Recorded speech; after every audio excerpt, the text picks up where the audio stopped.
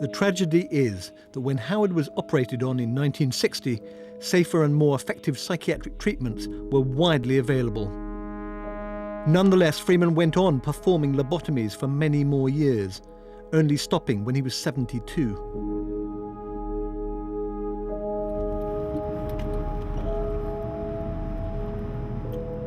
Freeman died not long after he did his last operation. But the idea of using surgery to control behaviour was now so seductive that far from dying with him, it gained momentum.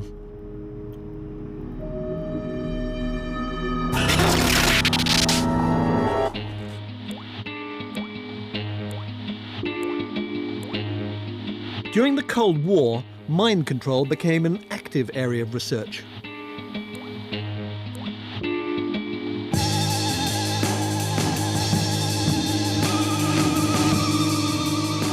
Brainwashing proved to be a blunt tool, but brain surgery offered a more focused result.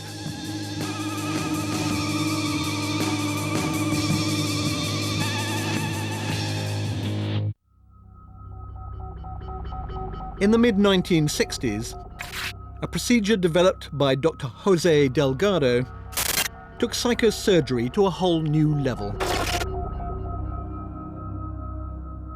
I was continue thinking about the brain, about the possibility to do research, about the possibility to go inside, in the depth of the brain.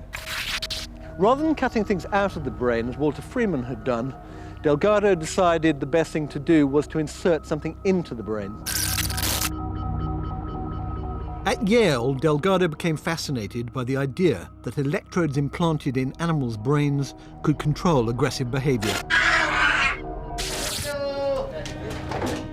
In the summer of 1964, to perform a truly audacious stunt, he chose not a rat nor a mouse, but a bull.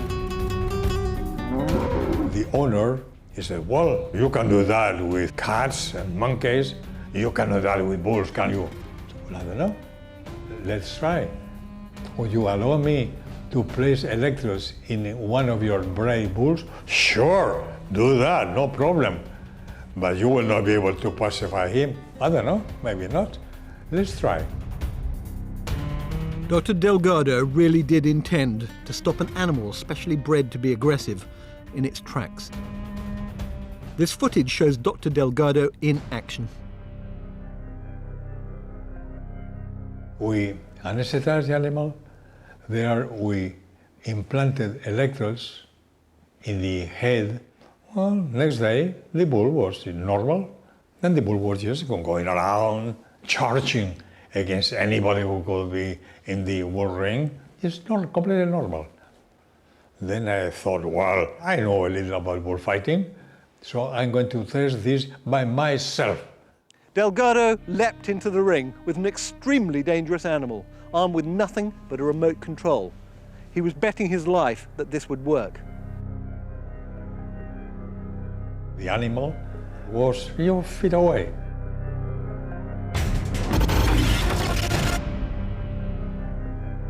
I pushed a button in the radio stimulator, and the animal really stopped completely.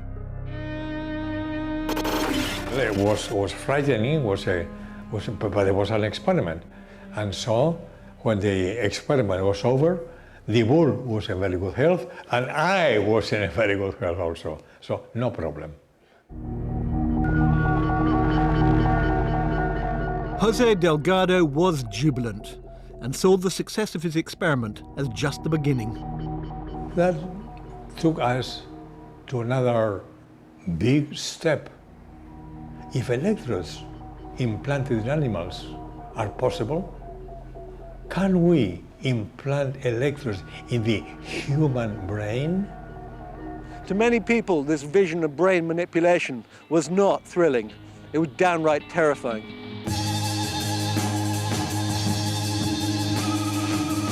It presented a nightmarish future where anyone who threatened the state could be controlled.